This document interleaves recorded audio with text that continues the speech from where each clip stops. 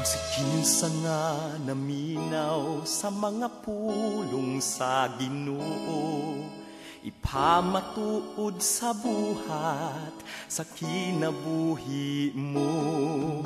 Kaysa makagayod sa usa ka tawong maalamon, nga nagatukod sa iyang balay sa usa ka dakong bato. Bisan sa kusog nga unos ug walay hunong nga ulan, hangin nga makusog magpabiling, kini nga dili matarog sa maunta niini ang kalig-unsa. Pagtuo sa kada tawo, pangayoon ta kini nga grasya gikan niya.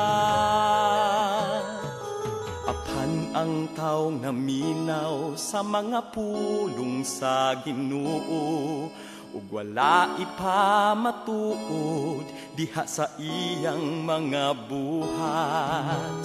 Sama siya sa taong nagtukod ug balay sa yutang huyang, sa kusog nga ulan pagabalason ug sa hangin pagatumpagon. Pulong ni Kristo ug buhat mo ang haligi sa pagtuo, ang pingi kining grasya nga ginasa niya sa kinabuhi mo.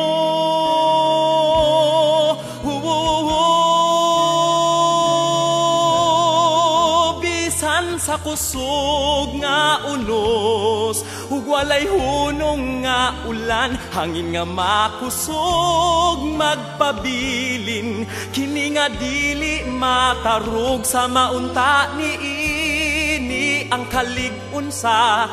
Pagtuo sa kada tawo, pangayoon ta kini nga grasya gikan niya.